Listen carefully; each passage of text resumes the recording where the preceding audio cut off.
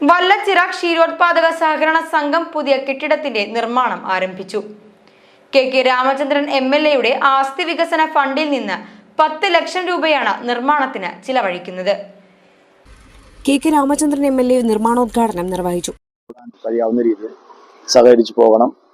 ഇവിടെ പ്രസിഡന്റ് ഇതിന്റെ അധ്യക്ഷ പ്രസംഗത്തിൽ ചില കാര്യങ്ങളൊക്കെ പരാമർശിച്ചിട്ടുണ്ട്.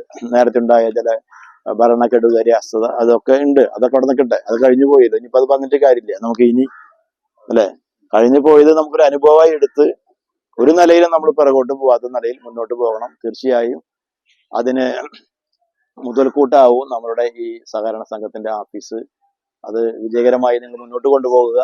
MLA എന്ന നിലയിൽ നിങ്ങൾ എപ്പോൾ വിളിച്ചാലും ഏത് കാര്യത്തിനും എന്നെ കൊണ്ട് പറ്റാവുന്ന നിലയിലുള്ള ഇടപെടലും സഹായം ഉണ്ടാവുമെന്ന് ഒരിക്കൽ കൂടി അഭ്യർത്ഥിച്ചുകൊണ്ട് നിങ്ങൾ എല്ലാവരുടെയും സാന്നിധ്യം നേരത്തെ അവിടെ തയ്യാറാക്കിയിട്ടുള്ള ശിലാഫലകം അത് അനാച്ഛാദനം ചെയ്തു.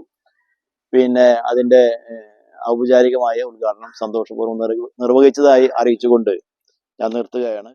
വല്ലച്ചിറ ഗ്രാമപഞ്ചായത്ത് പ്രസിഡന്റ് N. മനോജ് അധ്യക്ഷനായി.